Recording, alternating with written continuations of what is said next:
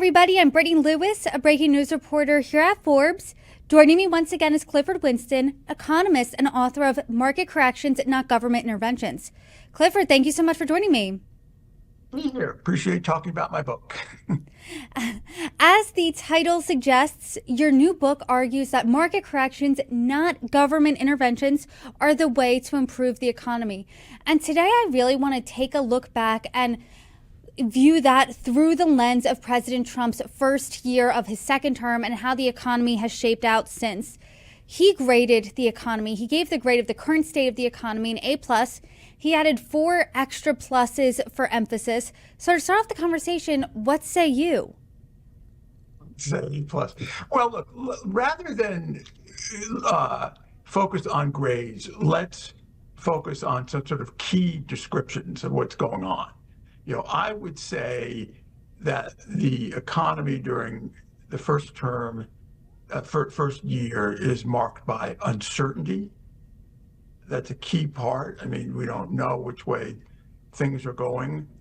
I think self-inflicted wounds. I think we're doing things that hurt ourselves. And at the same time, we have a lot of innovation going on. So it's a sort of exciting time where we have innovation, the market's doing well, we all know that, but there's a lot of uncertainty, obviously, that's coming from the White House in terms of what they're going to do, how they're going to react to everything. And I think just this general fear, which sort of radiates almost everything that the administration does, to sort of find problems and blame people who they should try to work with. And I think those are going to lead to self-inflicted wounds if they haven't already. So I think the grades are sort of miss the picture. There's just a lot of things going on. It's a complex situation with some positives, negatives, but hard to say where we're going to go. That's for sure. I think you would say that 2 self-inflicted wounds of Trump 2.0 would be tariffs and Doge, and they have both been staples of the first year of President Trump's second term. And I first want to start with tariffs because we have seen a whiplash on tariffs when it comes to his policy over the past year. He's threatened tariffs, started and paused trade wars with allies and adversaries alike. Trump had said the reasoning behind these tariffs are A, that America has been taken advantage of, and this is putting America first, and B, he wants to reprioritize domestic manufacturing. I think you're going to say, though, that tariffs aren't the solution there. Talk to us about it. Let me start a little bit from the beginning. One of the main points of my book is, and things have changed dramatically in the policy world over the decades that I've been an economist, is to start from the beginning and saying, what are you trying to accomplish in any policy issue, right? I mean, it's very common. I'm sure you talk with people all the time who will say, we ought to do this, we ought to do that. And they never stop and say, before they do that, what are we trying to accomplish, right? And I think that's always been the problem that economists have had with Trump's tariffs. What is he really trying to do? Articulate it. It's a beautiful word. Great. What are you trying to do? Right? They're ripping us off. Okay, bummer. What are you trying to do? Right? Repeatedly. And I think that's still the uncertainty about his tariffs. What are you really trying to accomplish? And people typically will say, well, we want to use tariffs to protect our industries. I mean, I don't think we're at that stage of development anymore where our industries need protection.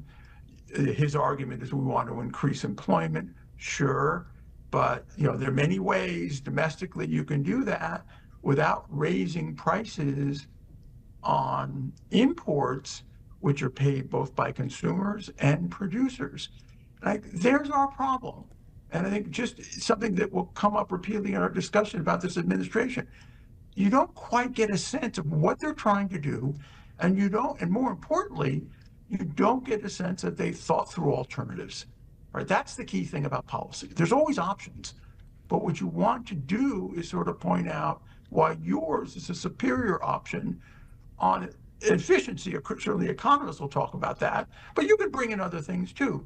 Politics, redistribution, however you want to do it, but you've got to do it. And I think that's our problem with the administration.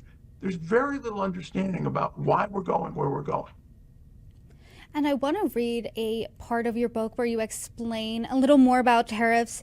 And you said this: tariffs harm U.S. consumers by raising the price and limiting the availability of desirable products made by foreign firms. And by reducing competition provided by foreign firms, tariffs also may make it easier for U.S. firms to engage in anti competitive behavior. In your opinion, you don't think tariffs are the fix because they don't answer the question, what are you trying to do? So what do you think the fix would be then? I mean, even let's say giving the administration the benefit of the doubt that what they're trying to do is promote employment, right? I mean, I would rather at least explore more efficient alternatives, encouraging investment tax credits, things of that nature that will encourage people to hire more workers. I think those are your standard tools about trying to improve employment.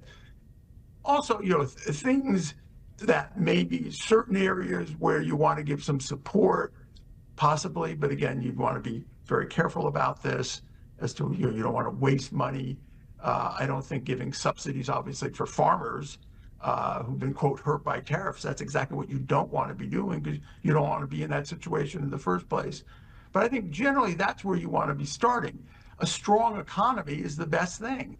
You want to increase employment? That's the labor market. Let's have a strong economy. Things that are obviously pro-growth, pro-innovation, encouraging those kinds of things, that is what's going to help employment. Again, we're very far away from those kinds of things now. And let's look at Doge now, because Doge really came in like a lion at the beginning of Trump's second term. It essentially let Elon Musk take a chainsaw to the federal government. It was to weed out waste, fraud, and abuse. The department said that they saved over $100 billion, but one nonpartisan group said it will cost taxpayers $135 billion. It was also reportedly estimated that the IRS would lose $500 billion because of Doge. In your book, you say Doge is likely to create costs that exceed the costs of current inefficient externality policies. What do you make of Doge, and what do you think the replacement could have been to weed out waste, fraud, and abuse? Again, we're back to the same question. What are you trying to do, right? I have no problem, certainly, with saying, look, the government is inefficient. There are a lot of things that we don't need and that we need to cut them. But when we do that, we want to say either markets could do these, we don't really need to have government do it, or this is clearly a wasteful activity.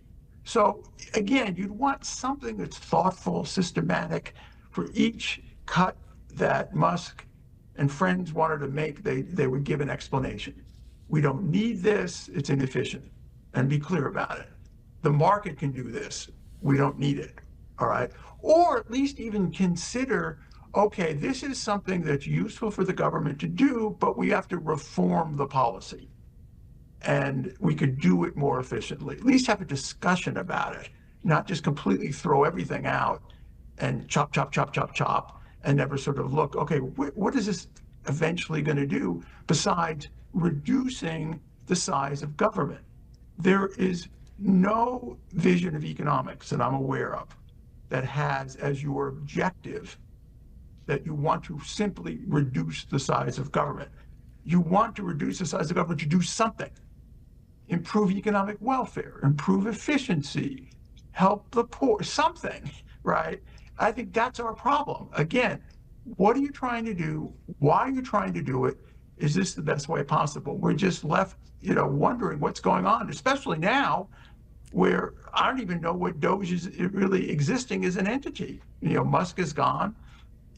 Who knows who's running the thing? It was kind of like in like a lion, out like a lamb is how I would describe Doge. But based on what you wrote in the book, it feels like you never think that taking an entire sledgehammer to the government, or to the government taking a sledgehammer rather, is the approach. Perhaps a scalpel approach, perhaps the market letting the market correct itself is the approach. But what do you think the government's role is in spurring innovation and competition is? First of all, I mean, the danger we have now in this kind of extreme thinking is, quote, markets are good, government is bad, what's the question? Right? That's not a good way really to sort of think about problems, right? You want to start with the problem and ask, okay, who's going to address this thing, most effectively? Okay, innovation, the most important thing is the government's got to stay out of the way. And that's exactly what they have not been doing. Two major sources of innovation in this economy are universities and our immigrants. They contribute a disproportionately large share of innovations, and obviously winners of Nobel Prizes. Our universities are hotbeds of ideas. And that is exactly who the administration has been attacking. Now, in a previous interview and discussion with you, I made the point, and I think it's still true, that Trump is technophobic. I think he's basically afraid of innovation and technology, and he certainly doesn't understand it. And he doesn't really appreciate the damage he is doing with these attacks on immigrants and these attacks on universities. These are the sources of our innovation, and these are so important for our economy. So that's number one. That is key to economic growth, and it's exactly the thing that the administration is undermining. There are other things, patent protection, contest prizes that have been offered to spur innovation. But as I point out, those things also can be very wasteful, and I'm less enthusiastic about that than really allowing innovation to flourish. And most importantly, don't get in the way. Where there's an opportunity to spur innovation, quick switch here over to AI. Most of AI discussions are about AI in labor markets, but they completely ignore AI in mobility, autonomous modes. This is a huge source of innovation. It really is a game changer. And it really should be getting the attention of the administration. Secretary of Transportation Duffy worries about how people are dressing on airplanes. I really don't think that should be at the top of our agenda. I think what we need to do is try to have more tests and expediting the adoption of autonomous vehicles. That's a major innovation. That is something the government can do. It's completely silent on the issue. Again, I think it gets back to the overall mindset about technology and my concern about technophobia. And then on the flip side, when it comes down to politics, it's always the economy stupid, right? President Trump won in 2024 because more voters trusted him with the economy over Biden and then Vice President Kamala Harris. Now, people still don't have that rosy outlook when it comes to the economy. But do you think within the past year, as we reflect on President Trump's almost now first year in his second term, has he done anything right in your eyes when it comes to the economy? The problem now is the schizophrenia that exists in the country and the economy. On the one side, there are people who are ambitious, excited about AI and other sorts of innovation. I assure you, NVIDIA has never had it so good, right? Unlike a lot of these companies, they actually make something. So they're making profits, and you see sort of a tangible thing they're producing. They're just not rich on paper. They actually have profits. All right, so things are good there, and obviously that's helpful for the market. Obviously, there are other tech firms that are doing well. So that part of the economy is strong. There's these robust views about we want to innovate, we're excited, all that. That part's good. The administration wants a piece of it, which is unconscionable. That's another matter, but they want to get a chunk of it, but it's not clear to me what they're doing in terms of producing it. But I think the rest of the country is fearful. I think, again, that's a big part of this year is people are frightened. And I think, again, that comes from the top. We were off camera talking about this. Trump's being interviewed by a journalist who I think many people watching would say is similar to you, an earnest person who's well prepared, polite, respectful, Caitlin Collins. And Trump asked her a question, she asked Trump a question, and his response is, "You're stupid person and also nasty." Now, if you asked me a question and I said that to you in response, people watching would say, I don't care what their politics are, say, what is this guy's problem? this guy is a total jerk, right? And Trump does this, and I think it's coming from fear.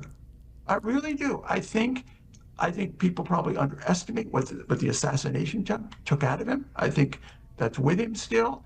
I think his age, obviously, and his other problems, and he clearly has health problems, are getting to him. The people around him feel this, and of course, he does not listen to anybody. And I think there's just too much fear that's going on. And of course, that's what Trump likes to play off of for other people. He gets support that way. So we have people who probably, I think of drug dealers in America as living with their mothers. I wonder about these so-called narco terrorists, if they live with their mothers and they're not so rich or dangerous as people think. But, he's pointing to those kinds of people as being fearful of them, fearful of immigrants, fearful of everything. And I think that's really the problem with this administration. It's hard for you to do good things if you're focusing on fear. Maybe politically, you can get people to support you because you're, after Somalis, another group we're supposed to be afraid of. I mean, that's what's happening at this point. Too much fear. I think that makes things very difficult for the economy really to sort of take off in all sectors. The people who are not fearful, obviously, the tech people, are innovating, and I think they're doing well. A fear, though, that President Trump has downplayed is affordability. He said things like, it's a hoax, it's made up by Democrats for political purposes. But we saw in 2024, Republicans in the elections there really won on the affordability message. In 2025, Democrats took that back. They won on affordability. By and large, they ran away with that messaging. And when you talk to voters, when you talk to everyday Americans, the economy, affordability continues to be a top issue. People feel that their dollar really went a lot further back in the day than it does now. It's harder to afford those everyday items, keep that roof over your head. But President Trump is kind of dismissing those concerns, saying affordability is made up here essentially by Democrats. I mean, where do you think that disconnect really comes from? To be honest with you, I find a disconnect as an economist with what's going on. It's sort of hard to really sort of make sense of things. Let me start off with affordability. As far as I know, and I may be wrong, but this is as far as I know, affordability is not a concept in economics. I've never heard of that before, that economists sort of think in terms of affordability. We think in terms of preferences. That is, there are certain things that people want. Utility is what we call it. There are things that people gain happiness from or wonderfulness from. That's what my editor once called utility, wonderfulness, right? We think of constraints, right? Income. So basically, we think, economists think about what consumers, households face is they have preferences, they want to maximize utility, but they have constraints, income, right? So that's basically what's going on. Now, we don't think of affordability because we think there's always substitutions you can make, trade-offs. So yes, maybe you don't have the money to buy diamonds, right? They're not affordable for me. I wish price of diamonds would go down, right? But fine, you can go out and you can buy, something else, some other kind of jewelry. You make substitutions. That's what people are doing all the time. All right. So I don't quite understand really what people are saying when they talk about affordability crisis. You're spending, you're living, it's not like you're completely broke, right? So that's what's going on. But then you're pointing to specific commodities that you think have gotten way too expensive. Obviously, I hear about eggs. I never go in supermarkets, so I don't know the price of anything. Eggs are expensive. I don't know, meat, maybe that's more expensive. But again, it's not that you don't afford it, because you're probably going to buy it. It's just that you're not going to New York or LA for vacation, right? You're going to make other trade-offs. So I think what's going on is the real price increases. Gasoline, I guess, is another one people mention. I didn't think that was so bad. I mean, I remember the other days when it's been worse. Anyways, and so they're forced to make trade-offs. So that's what's really happening. That we're talking about trade-offs, you're sacrificing things, that if prices were lower across the board, you'd have more disposable income for fun things you want to do, and you can't now do it because you got to pay for these things what you see as necessities. Okay, that's at the individual level. But what is at the macro level? Our rate of inflation isn't that high. I know worse days of inflation rates that are much higher than now. So it's sort of hard to square the combination of, sure, a macro economy that both in inflation and unemployment isn't so bad, right? And obviously in economics, you can sort of think, well, there's nothing so bad as something that isn't so bad. But that said, it's really not that bad at the macro level. But people are acting as if we have 10% inflation, 10% unemployment. No, it's not like that. All right. Yes, there's sluggishness in a variety of places. And I think what it is still certain parts that are a little bit difficult to square. But at the same time, you don't want what the administration is doing is sort of blowing this off and saying it's a hoax. Again, this is just adding fear, because then you're thinking, well, wait a minute, I know what I'm paying for things. And I really don't like it that I have to make these trade-offs. And I don't like it that certain things that I'm used to getting are so expensive now. And then when someone tells you, oh, you're imagining it, no, this is real. And it all gets back to what I've been saying at the beginning. Uncertainty, fear, all of this is just coming together in that way, which is not a good thing to do. Let me just leave it at that. Then what in 2026 do you think that the Trump administration should do? Because you think that government intervention, that doesn't work. It's ineffective. But in the book, you say market corrections are not instantaneous and may take considerable time to come to fruition.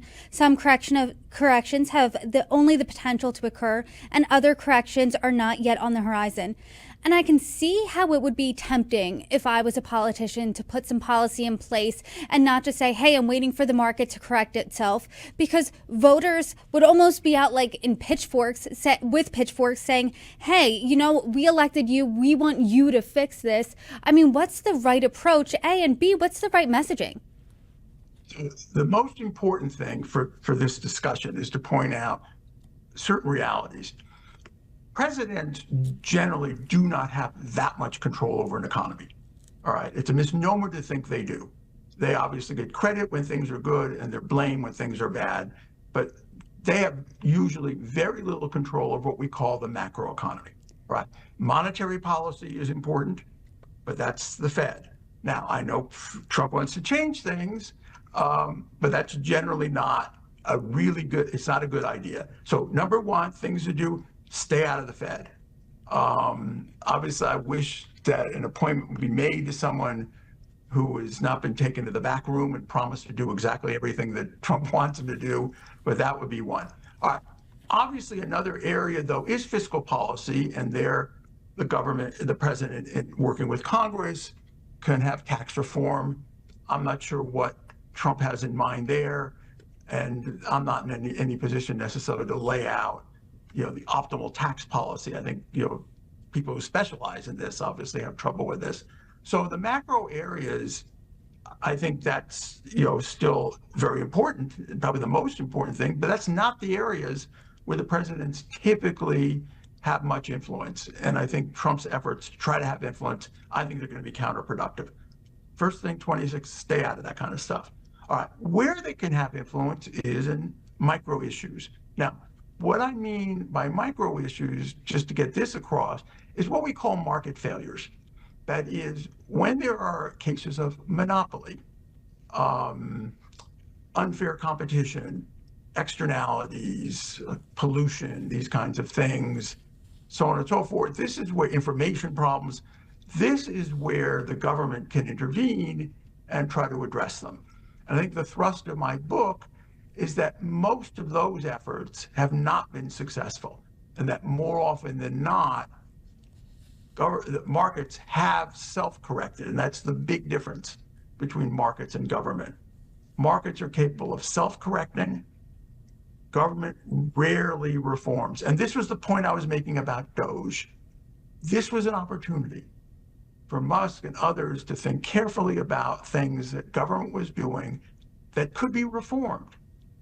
And they could say, okay, this is not good policy, but we could reform things and make things more efficient. Okay. Classic example, cafe, right? Sort of fuel economy standards. Let's get rid of that. Okay. But let's put in something called a VMT tax, tax vehicles per mile. Okay. That's more efficient, include a congestion, an emissions and safety component. That is going to get to the heart of the problem. Okay. You'll raise revenues to make up from the shortfall for electric vehicles, be a much bigger improvement than what CAFE is offering, and we don't need to mess with how we should do that. There's a nice example, something they could get rid of that's inefficient, put in something that's more efficient. Now, tariffs, we've already talked about. Get rid of them. Those things are not going to help. I don't care what Trump says in terms of, well, we just got to wait a bit. No. I don't know what problem you're really solving at the micro level. I think, as I said, employment can be addressed much better by just stimulating the economy, getting the fear out of the economy now, and allow innovation to take over. That, I think, will be much better. So look for opportunities to make reforms. Not many, but there's some I think that government could do. Stay out of things that you shouldn't be doing. I'm wary about antitrust, the merger or the acquisition involving Netflix or Paramount. Government should be president in particular, should be very careful about saying anything about this. Presumably you should have faith in your Justice Department, who's going to investigate this. Then ultimately, probably it'll go to the Supreme Court. Again, know your limitations and stay out. I would say that's obviously advice that would be useful, but I think the thing we know about Trump, he doesn't listen to people, and he has nobody in there that I think he's really carefully listening to when it comes to economics. And then looking at the rest of this next year, 2026, I mean, the midterms will be next year. I'm curious if you think that that's going to influence President Trump and Republicans and the way they look at the economy, because the economy continues to be the top issue. I know President Trump said that the economy right now, as I said at the beginning of this conversation, is an A+, 4 more pluses behind that. I think if you asked any American, no one would agree with him, or maybe one or two people, but the vast majority don't feel that way. So realistically, what do you think he is going to do? What policies do you think he is going to put in place in the next year? He's going to play the fear card, and I think he's going to play the fear card really big. And to the extent that there's economics, it won't be the kind of economics we're talking about. It'll be weaved in with fear. Right? If we lose control, right, it'll be a disaster. The economy will tank. We'll have woke policies. You'll be unemployed. You name it. It'll be fire and brimstone. We have it. So I think that's what he's going to do. I don't think it's going to have anything, very little, to do with economics. I think he'll see what happens, and obviously he makes his adjustments. But no, I honestly do not think they really take economics of the sort we're talking about seriously. I don't think they fundamentally believe in markets. I don't think they fundamentally believe in government. I think it's sort of a nihilistic approach that we'll do it, or Trump will do it his way, and he'll go with his gut. And he knows that a big chunk of an important chunk of the country is susceptible to fear. And he's going to play on that. And there are lots of targets still that he can identify as sources of fear, and that he's the person standing in the way of all these fearful forces and bad things. I'm a journalist. I read your book, and you said that journalists could be the bridge between economists and policymakers. So I'll try to be that bridge right now. Let's say President Trump, let's say anyone in his administration is watching. What would be your number one piece of advice as an economist when it comes to what his next move should be? Would it be just repealing those tariffs? No, read my book first. Read my book. And the reason is because, especially as Republicans, and I make it quite clear in the book what I am, which is an independent, and long an independent, although clearly people listening to me would think this guy's pretty libertarian. But I would say, look, rekindle Republican support and interest in market forces. They're what drive the economy.